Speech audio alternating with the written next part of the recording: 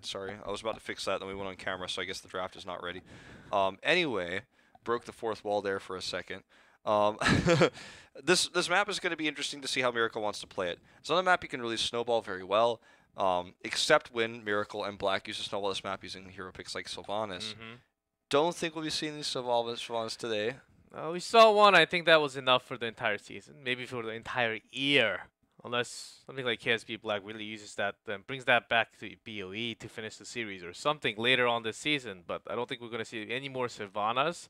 I'm expecting a lot more Blaze. Let's see where the draft really takes us. If they want to start it off with a Genji ban or even a Hanzo ban, or maybe we move on from that point. Let's just leave that open and possibly just the Blaze ban. If we know one of the player actually prefers to play the new hero so much, then sometimes it's good to have the safe ban. Just take that out of the way from the entire draft from the beginning. That's also a good way of starting the draft for either side, I think, tonight. I think the best way to start the draft on the side of Ace will be to, again, target Judy. Going to see the Genji ban first. Let's take these drafts as well as kind of a reference point for how these teams draft differently than Blossom, for example, because Ballistics draft as standard as possible, draft the same way as Tempest, the same way as KSV Black, of course, minus the time Tempest with their kind of cheesier burst damage strategies. Let's kind of compare how these teams run versus Blossom, because if we see a split, I'm really curious to see at the end of the day, is taking Ballistics' more safe approach to the draft the better way? Or was it just in that last series, Ballistics knew what to do against the riskier drafts of Blossom? So a lot of smiling faces and jokes coming through here as Miracle will finally eventually ban the Abathur here. Yep, Abathur banned, I think 17 times now in Korea. Only picked once and did win that one, so there's a reason why it empowers so much of the hero that goes in. Greymane, even Marthael sometimes, Genji of course. That's why it's banned in these bigger maps, even in BOE sometimes. After it's banned out completely almost from Korea all the time. The Greymane pick over Hanzo here, I think the less all-in pick for Ace right now. And this is a pick that works well with all supports, all, you know, frontliners. Like, it's just a great pick for basically any map. Camp control is obviously really good for this on this map. Now, Miracle, Uther has been picked in first rotation every map, and we're not going to have an exception here. Greymane, Uther and Hanzo was picked only once by Ballistics on the previous map against the Anubrak first pick. This Uther pick gives them flexibility against any type of dive, even the Sonya that we do see locked in here now for top lane control.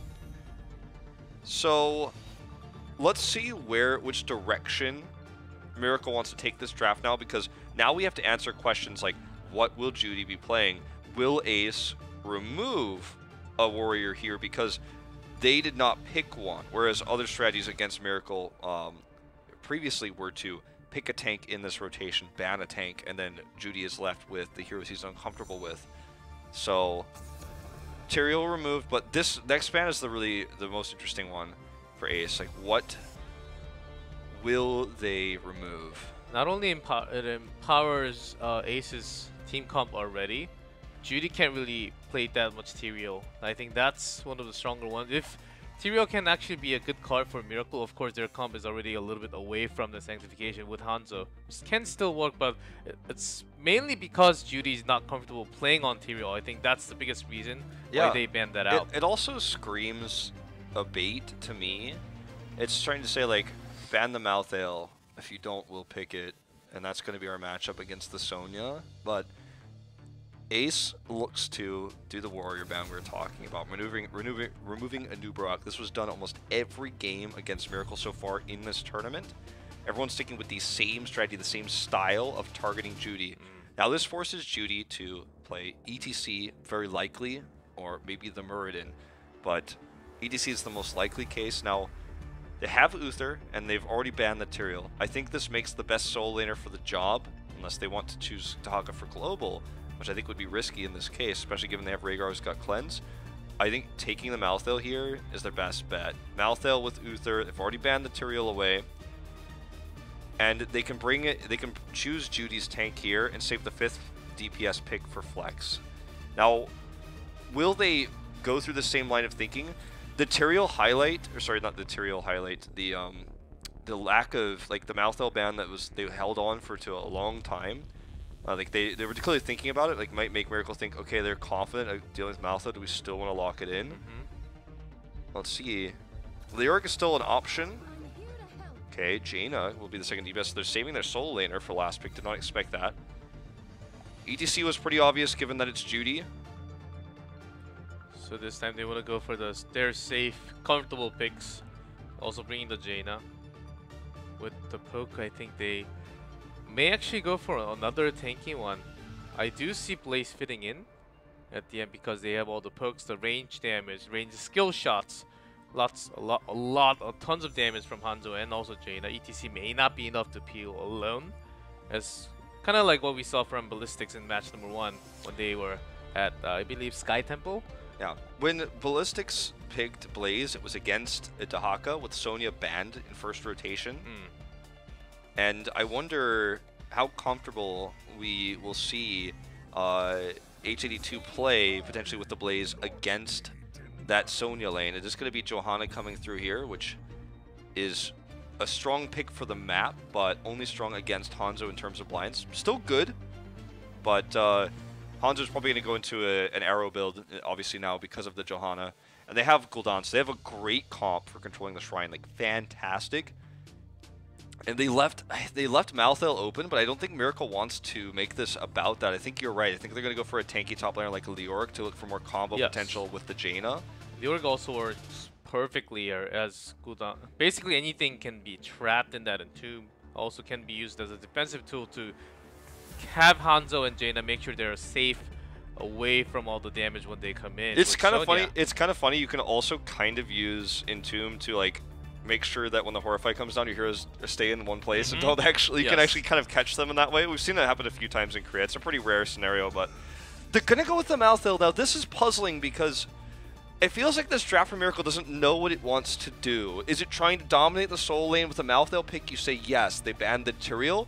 But in terms of damage, all they have is if they use Uther's Divine Shield to give Malthael on the front line, it doesn't synergize with Jaina because it's going to peel everyone away from Jaina. It's going to make Jaina more.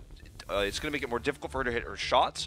Hanzo is not going to be able to do a ton of damage in terms of auto attacks because of the Johanna. So it feels like trying to trap members in to do more damage at closer range with Hanzo's abilities, with the Entomb and things like that, and also with the Dragon's Arrow and with Jaina's burst damage would have been a better option here. Had they not picked the Jaina, had they picked any other secondary DPS like a Tychus, for example, then I like the Malthael pick a lot more. But it feels like this draft is somewhat severely lacking in its understanding of its identity. And now that we head into this game, I feel like Ace has a draft that's great for the objectives specifically. And how Miracle hard engages, especially pre-10, I don't know the answer to that. I don't know how they will fight this that has a strong front line that's got blinds and insane clear potential. But pre-10, I think the early game is going to be very difficult for Miracle. Yep, I do agree. As Hanzo, Jaina, I thought it could have been enough damage, but after seeing Johanna, I think that's where they started to change their mind a little bit. As poking itself can be done, but Johanna can actually tank all that damage pretty hard, as I played lots of Hanzo and also Jaina these days, and when there's a Johanna on the other side, it's really tough. The damage goes, it seems like it goes in, but her health bar just never goes down. That can be one of the frustrating things. So I think they were thinking maybe we need more damage, but the blinds will be also working against Malthael, so I don't exactly follow where this is leading to. Yeah. This is the second time we saw Gul'dan on this map picked against Uther. Ooh, Jaehyun is diving in with ETC. Very well played, using the early game ETC in terms of lane control. Now the struggles I was talking about are mostly about the objective, right? Roaming around, ETC is always going to have a good time no matter who you're rolling with. Feels so weird to me to watch Gunza on the Jaina not crazy moving for this roster. Feels a little sad, in fact, but Jaina, 2015 Jaina not to be... Oh, we're going to have a pause here. 2015 Jaina not to be seen. PPW Ja. It means please pause. It says PP please, essentially, is like please P for a second. Remember the old esports day where if you typed anything other than PP, Yes. you lose that round? That was the Kespa. You went straight to Kespa jail, man. Oh yes. Nara game? Were you casting that one? Yeah, no, I was not. I was not in It Korea was at that one time. of the first ones where he lost the set because he typed PPP instead of PP. Yeah. Well, I think he also typed it accidentally in Hangul beforehand. Like he typed like instead of PP, and then he typed PPP. It was like double Could whammy. you even chat? Because back then you couldn't chat in Korean. Was it after? I guess it was after that era. I think that was after that era then. I don't remember that specific game. Well, it wasn't much of a game, was it? He simply lost the game after typing PPP instead of PP. Look up Brood War PPP probably on YouTube, and it'll probably come out, or like maybe Nalra pause loss or something like that. It'll probably show up if you guys are curious about some ancient Korean esports history about really technical rules. These rules were implemented because players were using chatting as a distraction to distract players. So basically, they implemented these rules so that the only things you were allowed to type in chat were to communicate with the ref that you needed a pause, which would be indicated by PP, or to officially surrender in the game, typing GG. Typing GG in StarCraft was the same as signing a contract saying that you accept that you lost the game. Yes, basically. And so that was you were forced to write it in that way. And in fact, writing GG and Hangul in Kespa sanctioned tournaments was also illegal. You would have to write it with English characters because that was the rules. Like that was basically the official way to surrender was to type GG. Very strict back then. Like leaving the game, even though it would give your opponent a win, was like less official than like typing GG. It's also it's also kind of BM, isn't it? To go out of the game without saying GG, right? Yeah. You always have to type GG and then go out right after. I think the rules were a little bit less strict if you didn't type GG, but almost nobody did it because it was like a really rude thing. We've had all sorts of in esports interesting understandings of politeness and courtesy, and if anyone's seen the recent London Spitfire players' gestures made towards camera yesterday, and I'm not talking about the player gesture, I'm talking about the other one. But anyways, we're back in game. Yeah, we all need profit. Yeah, that's where we're going in. Miracle did get the first blood, and Ace are off to a weird start now because they were forced to rotate down after the initial kill. I guess they were playtesting for a few seconds, so who was the one that died initially? Maybe Gul'dan? Oh yeah, it was Gul'dan, it was Witcher. So Gul'dan's already back in lane. They do have the wave clear though, and in terms of wave clear, Miracle, Ace both are pretty okay. Yeah, they're both decent. In terms of camp control, because there's Sonya on for Ace, Greymane, it's excellent. Hanzo, of course, and Martel, that's going to be okay. I think they both control okay wave clear, pretty fast wave clear and camp control. But when it comes to the Shrine, when it comes to the actual team fight, can ETC peel so much of all the damage when the Poison Spear lands on and when the Corruption damage lands on ETC? Is Uther heal enough for all of them? That's going to be my problem. Yeah, that is a concern, right? So this is a very common gank. Greymane has taken the place of Muradin, as Muradin's not as meta right now. Gul'dan died again? From Hanzo's, I guess, yeah, he died in lane. Hanzo killed him solo in lane. Anyway, this matchup is really funny because Sonya just kind of has to sit and take it. Now, it's not as bad as it used to be because of the changes to ammo. Like before, you'd be like, oh my god, I'm losing ammo. I'm going to start losing so much. But no longer was much the case. But let's see how Miracle does pre-10. Obviously, they got control of the top lane, and they have a significant experience lead at the moment. But how will they do when Ace actually has control of the Shrine with the wave clear and the clear of the defenders? Like, look at how much Jaina could do clearing this. Not actually timing it correctly there, but a lot of challenges for Miracle against this Gul'dan, plus the poke of Greymane and the Johanna condemns here.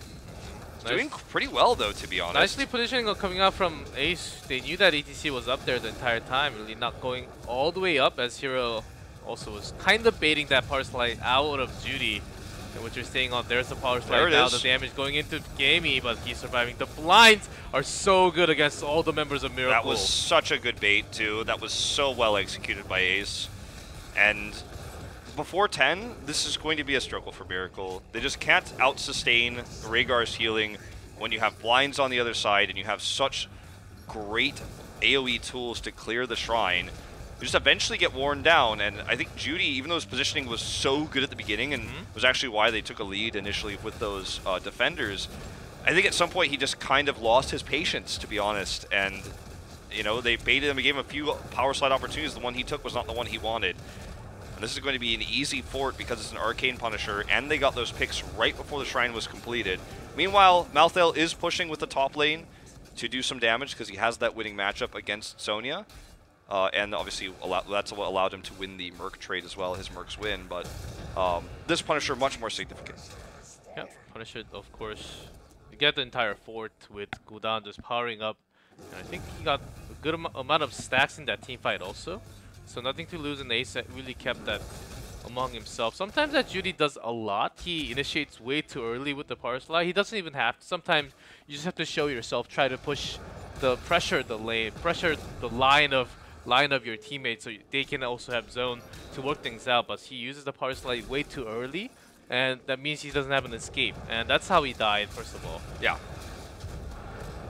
Certainly a big contributing factor. Just kind of made himself a target there to that slower damage coming out from Gul'dan, hitting all the Echoed Corruption stacks with that as well. He's on a great track. Oh, this might actually be a pick. There's no fort here.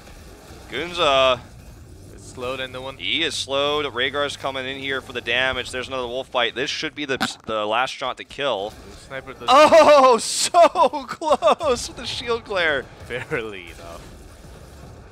Barely enough heals comes from Jaehyun. She almost fell just there. Actually, I was playing a brawl with Rhaegar, and I was the most damage with 21k with Rhaegar alone. Rhaegar does a lot of damage. Yeah. Even, we don't see Karazim that much these days, but Rhaegar still is a very strong support, guys. Yeah, I was going to make that joke on one of our broadcasts. I was waiting to save, and I was like, remember when Karazim was in this game? I don't remember really. That was a long time ago.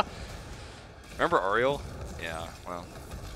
Okay, Ariel. Witcher is going to eat some damage here, but should be able to retreat back just fine.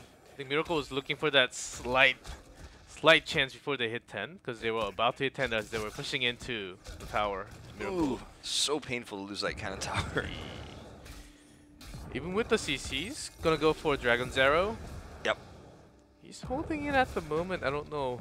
I mean, let's see if they really want to go towards that global in a way. There is an argument to be made for Water Elemental because the slows are going to be very effective against the front line of Ace and also against Greymane when he tries to dive in. Ring of Frost works so well with Mosh Pit, though. Helps you set up a Mosh Pit and also can work very well with the Dragon's Arrow. So I think we will see Ring, but it's one of those moments where you don't really need to lock it in until the situation arises, and that's something we'll wait and see once the fight occurs, because it will almost certainly not be locked in until that exact moment. Shrine's going to be in the top lane, and already Ace is dominating this because Malthael was away for long enough that they were able to just come over here and clean it up, shove it into the cannon towers on the other side. There it is. So forcing Miracle to have kind of a more obvious rotation. I love that blind dismount everyone, forcing the rotation to be even slower. Gamey with a great position there to make that happen. All right, it is going to be Water Elemental. He actually decided to go for it, so wants that longer sustained fighting ability, but it's not really the strength of this comp for Miracle. It was slow, and in terms of zoning in that small zone, I think Ring of Frost was a better decision, but look at that damage coming out from Hanzo alone. The poke Sonya is basically gone for the next 20 seconds. Yeah, wouldn't even be out of the realm possibility to see an Ancestral in a moment like that, panic-wise, but they actually do keep it together. KCB is not going to lose composure here. Oh, we talked about how Miracle was going to hit their spike at 10. They were going to really struggle pre-10. But I like that Ace is just realizing, okay, well, we lost this fight. You took way too much damage to the arrow. That's it. Like, we have to leave this. We have to give this up. But Miracle, they have a comp that, again, I feel like lacks its identity because, as you say, like, in these choke points, Ring of Frost could do a lot for you, paired with a lot. The usage of the Water Elemental just leads me to believe, again, that they're kind of winging it, if you know what I mean. Like, and we'll see if they can make something happen with it. They didn't need to in this fight. I like their conservative nature. I think it's also to harass Gul'dan in a way, because Gul'dan's going to be pretty safe in the back line. Let's see if that works out. They're going to take this fort. Blessed Shield committed here just to try to buy a little bit more time, I guess, but certainly not going to get a pick. Meanwhile, H82 is threatening this mid lane.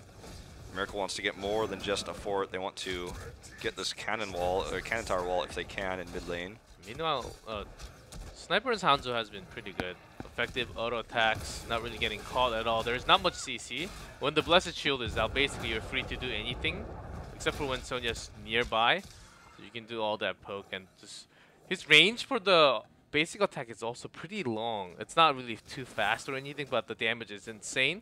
So that's why they all go for Redemption, even though there's a blind on the other side. Yeah. It's actually a little bit surprising to me, but when you see it in action, the blinds, you know, are only temporary. And I do feel like we're seeing Gamey use the blinds very intelligently, not for the fights to start them, but actually to dismount and things like that. So sometimes it's on cooldowns, and that can come back to bite him, as we've seen already. And Miracle's just trying to dominate the push right now. Malthael is soloing the camp. They have the Impalers pushing. No more cannon towers here. Impalers will get cleared. They're already gone, getting another one. So Ace needs to just remain composed in this next fight and make sure that Hanzo is not given the ability to do free damage. Use their CC heroics correctly to prevent those commitments to the slide-ins from Judy, the damage that comes right afterwards as Hanzo. Be the initiators. They have the best initiation of these two comps, and they need to use that to win these fights effectively. Let's see if they get the chance to do this. If they lock out cooldown and eliminates him instantly, because I think they do have enough, more than enough damage and control. Oh, see the rotation here. Jaina showed herself bot as well. Like, this is actually really smart. Like, Jaina was missing for so long. They're just like, this seems like a free kill. Yep. There you go. KCB gonna go slide in there with that wolf bite to finish it off. Jaina's been bought for so long, and overextended was H82. Good punish play from Ace to tie up the kill score. They're going to take this opportunity to invade this camp to try to put some more pressure on this losing matchup in the top lane to actually finally start to damage that fort. And Hanzo is away, and they realize it by the minion wave on the bottom, so they can't. They know they have the 100% win on this camp. And they know how to snowball, even though they just came into HGC. They know the rotation, they can take advantage. Miracle has been struggling very, very much. And H82 as a Marthael, he was good. I think he was a lot better in terms of rotation. I don't think their call is perfectly right. As from what I know here, Judy's the shot caller. And last time when they had the Towers of Doom game, that kind of shot call at the end was not right. It was, mistakes were made, shall we say. I feel like in watching this game unfold, I feel like Miracle is playing the epitome of greed, trying to have these players in the soul lane while then also defending their camp while also one of their players is dead. I'm like, so you're going to 3v5 the camp? No, of course that's not going to work, right? But trying to do a little bit of everything, and I think their comp was like that as well. It's like, well, Jan's really good, but we can get Malthael, we can dominate the soul lane, but like we have this combo potential, but we're still going to take Water Elemental. Some indecision, but some greed, and let's see if they can initiate the fight. They have the advantage in terms of positioning at the moment with Judy at the front. He's blinded, but at full health. So could definitely make a power play here with the Holy Cow move coming around. And Witcher is just throwing out Qs right now. And there's his Echo Corruption finishing, so that's a lot of extra damage. H82 is caught again, does get the Divine Shield and pops the Tormented Souls. So much damage coming out from Malthael, and that's why Malthael Uther is always a comp that needs to be considered. Rush here, looking for the dive, does get the kill onto Uther, but at the end of the day, it's going to be a 3-for-1 trade. And, or sorry, I got the kill onto Jaina onto Uther. It's going to be a 3-for-1 trade. And a 1 Punisher for Miracle. This is their gateway to a victory here. Even before Marthael went in with the Divine Shield, they had so much poke from Jaina, and Jaina died after all that burst. So Jaina did all her part and then took out 2 almost. And Hanzo and the rest of the team just had to clean that up. Really a big miss onto Ancestral. We see the Ancestral, this is a big problem for KCB. He was late all the time, even last match. I think he has to be a little bit concerned about his timing here, as maybe he needs to press that from the beginning of the teamfight when there's a burst onto a target. He needs to realize it and have that mouse key onto your teammate right away and press that R button. Yeah, there's the threshold for Ancestral is one of the more interesting heroics to like think about how it's used, because you have to understand how much damage is being taken onto a target to make sure you get the maximum value out of it, because if you use it too early, then you don't get as much healing as you would have liked. If you use it too late, target dies. So understanding that threshold and the casting time takes a lot of experience, and players like Nasong very rarely miss. We saw a miss from Nasong earlier, but even Nasong will miss, and we saw KCB miss several times last week as well, so it's starting to become a little bit of a worrying trend for him with this hero. And we don't often talk about players being bad on specific heroes, but we talked about Judy's weaknesses on tank heroes, and now we're talking about KCB's weaknesses on this support specifically. Miracle in fantastic spot, though. They played it safe. They did not try to overextend with their Punisher win. They took the camps, and they're just simply going to play carefully at the moment. Play a little bit less greedy than they were earlier. Oop, that's a horrified kill. Getting caught again, alone in the other lane. Had he not been Divine Shield in that last fight, he would have been the first to die as well. Lucky that Uther was in range. His positioning has been a bit questionable today, but here we go. Judy caught here. KCB coming around for the slow. Very well done. Good totem there. They're not going to get any more picks, but still a win for them. Not sure about that, Condemn. But, well, good chase. Yeah. Good chase from Ace. Judy almost went down without the cover of Uther. Without the cover of Uther and blinds, I think Gamey has a pretty good understanding, and the timing of the blind especially. Yeah. Look, I mean, I think the comp for Ace is spot on, and the movement that we see from them to punish players like HGC2, the movement we see to see them punish with the Hanzo play earlier, where they looked for the pick, didn't get it, but forced a huge rotation from Miracle, is very well executed. The preparation is there, and Miracle has won these fights. Well, realistically, they only won one major fight. We had like even trades otherwise. They won it through the Malthael with the Divine Shield in perfect positioning. If anything else was different, Ace absolutely had a chance. Now, Horrify is up. Miracle should be careful not to just walk through that line of sight blocker in that choke point. They are going to split away. Very well played there. And they're just looking for this level 20 going into the next shrine. That is what their game plan is. That is their goal. To win this shrine may mean to win the game. There are no forts left on the side of Ace, so next Punisher, regardless of spawn location, which is in the mid lane, of course, we can check that now on this patch, is going to go directly to the keep. And there it is, 30 seconds. Until that's up, they should have 20 by then. Look at Malthael in the top lane, pushing hard, looking for that here. And that's going to force someone to rotate over and deal with it.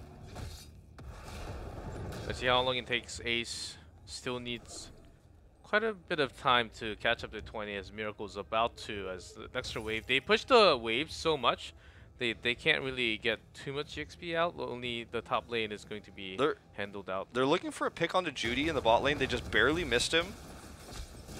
In this moment, I feel if you fight without 20, it's a loss. It's almost a lost cause in most cases. But in this scenario, because they have the better initiation by a long shot, they have Horrify, they have Blessed Shield, I think maybe trying to fight before 20 would have been a good option. Now they will have 20 to defend, but 20 will not... Look at the hero pool there. What does 20 mean for them to defend? It's not going to help them stop the Punisher. It's going to be a tough fight regardless.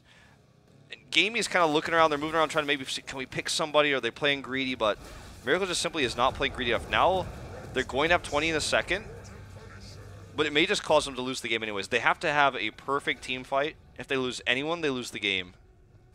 And they barely get 20 in time regardless.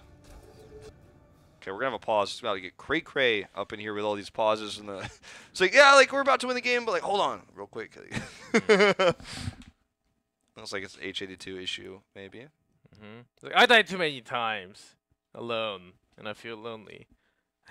He's like, can I actually I did lock in Malthael. I didn't hear them telling me to pick Leoric, but I won that team fight, so I don't know why we have a pause. I think it's some static issue with the headset, possibly, because he was pointing at the headset. See, bringing a new headset.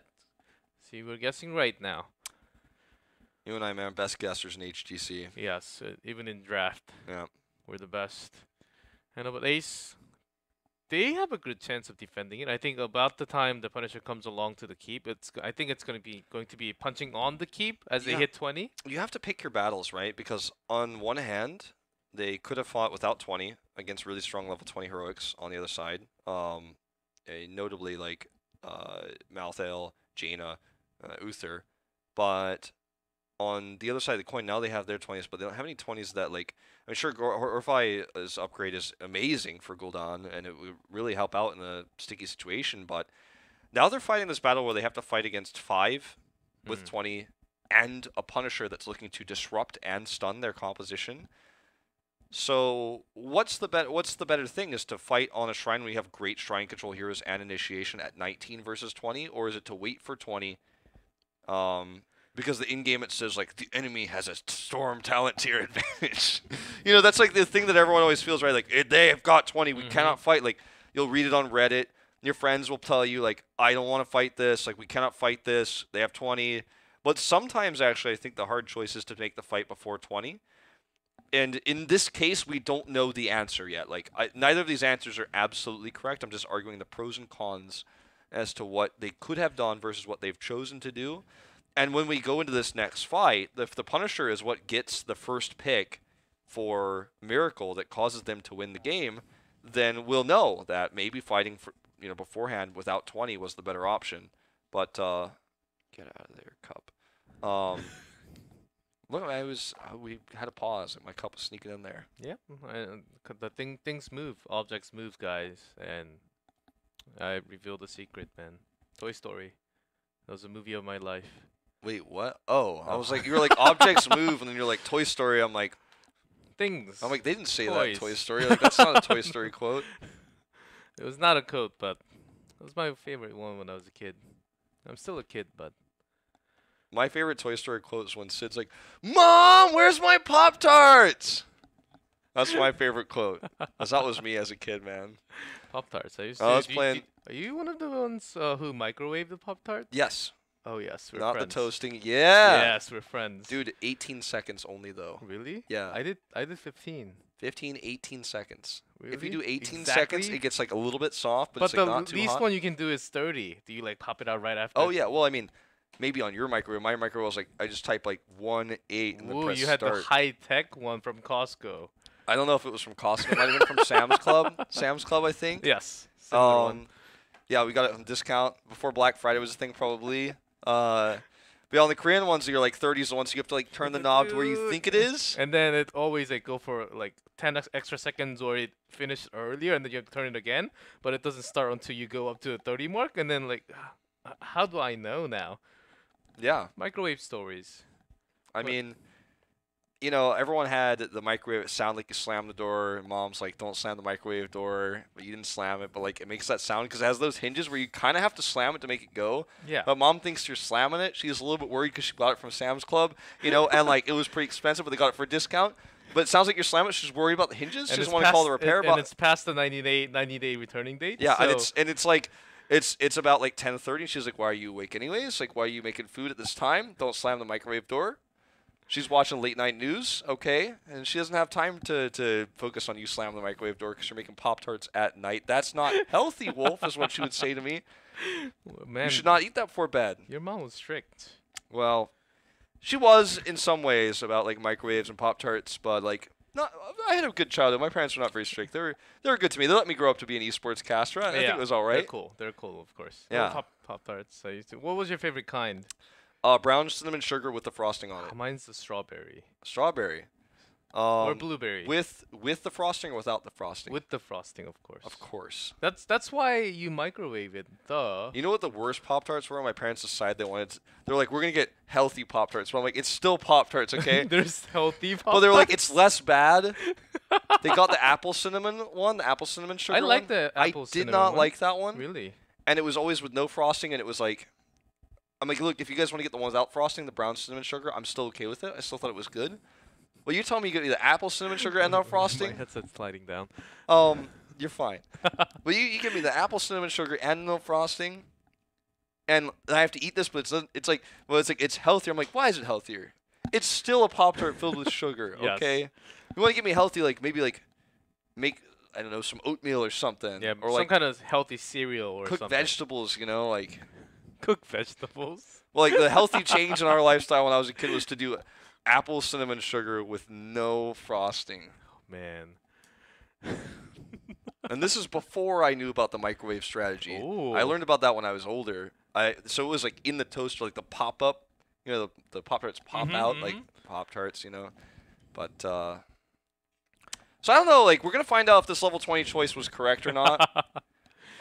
Because some choices are correct, right? When my mom decided that she wanted to get the apple cinnamon Pop-Tarts because she thought it was the right choice for me, I could see why she thought that, right? Just kind of like for this, like, you feel like you don't take the fight. Because like Wolf seems like he likes this so much, so why don't we like make it at least? It says apple at the front, so it sounds like it's a Pop-Tart, so he will go for it. So yeah, exactly. But it's like it says apple at the front.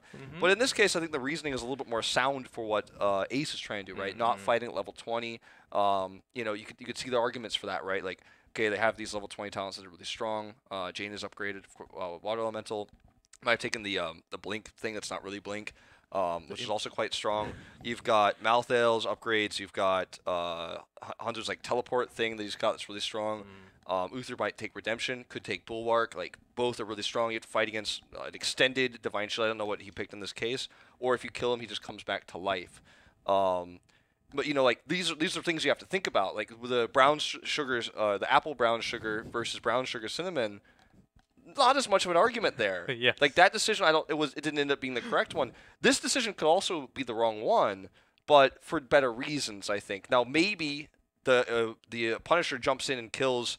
I'm looking at the comp again. Jumps in and kills Gudon because he was a little bit out of position, and then the fight's over and they lose the game. And it's like, well, did 20 save you here? I'm not, you know, now you're taking a fight where they have the Punisher's jumping in, so it could happen either way. I think they have to wait for 20. Like, if you have that circle available, you can just press the button and escape. And I think that's exactly what Gul'dan needs. Not at the moment, because they don't really have anything like a Sonya from the other, in terms of Miracle.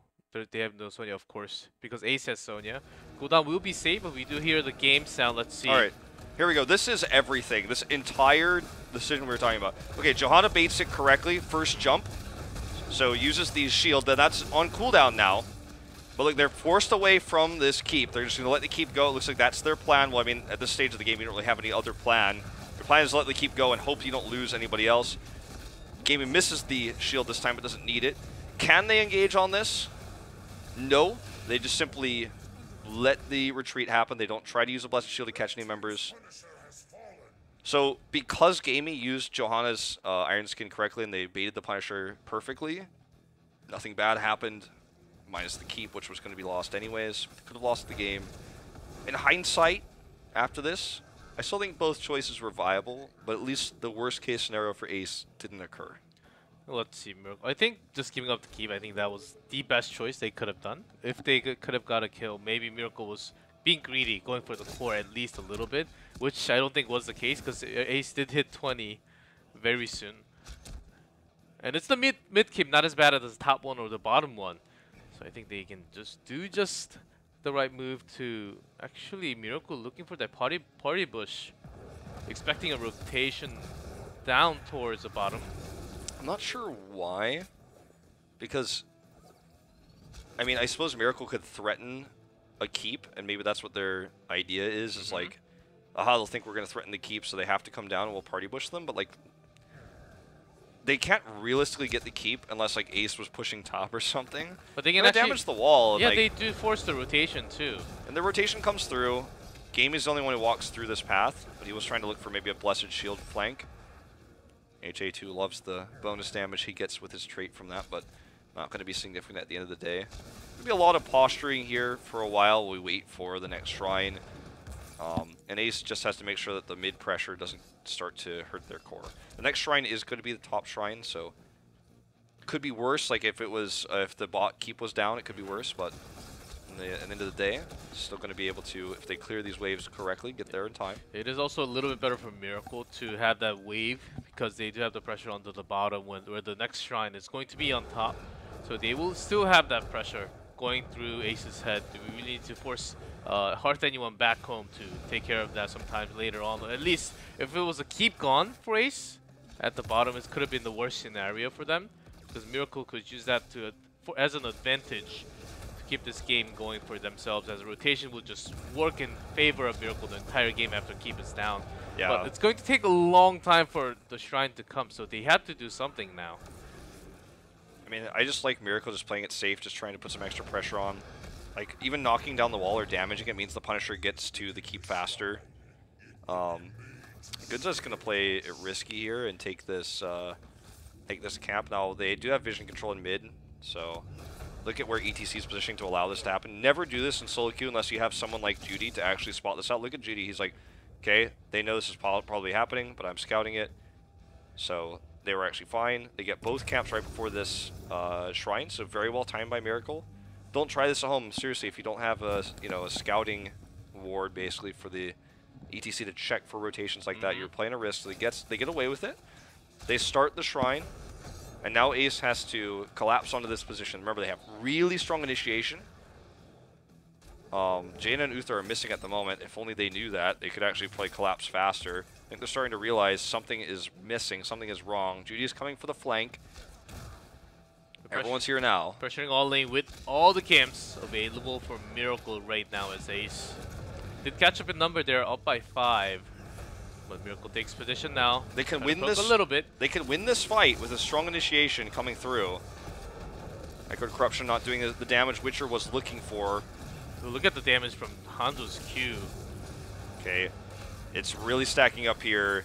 Jaina pushing this wave through as well. Water Elemental has expired. And we are looking at, this is the opportunity. This is what Ace needs. Nice face melt there to push Gamey away. Miracle's taking this slow as the camp is pushing the bottom lane also. Ace is having that pressure now. They realize that... Yeah, they need to make something happen now. They cannot wait. Here comes a power slide. Sun goes through. This time we do see that connection of the Ancestral Healing. Sniper, very low, does survive here. Mosh Pit, it's a triple! Insane, but Grayman actually takes both of them now with the go for the throat. He did all his job, but all the members Core are so is going low down. in HP. Seems like Miracle can just push this one out all the way. Yeah, the core is going down as well. A disjointed fight. Macro is controlled by Miracle, and they let the keep go, and that's actually what's going to lose them the game at the end of the day. Sonya's dead. Looks like Gamey will clear up the catapults, but Miracle, all they have to do is press A, then click on that core. They could take their hands off the keyboards. This game is over. Miracle, the hard-fought win here in game number 1. Compositionally, they chose a draft that didn't really have an identity, but they played it safe, and they did not fall into the traps of the initiation of Ace. They win game 1 here in a 24-minute game, 9 kills to 6. As we went to that Supreme late game,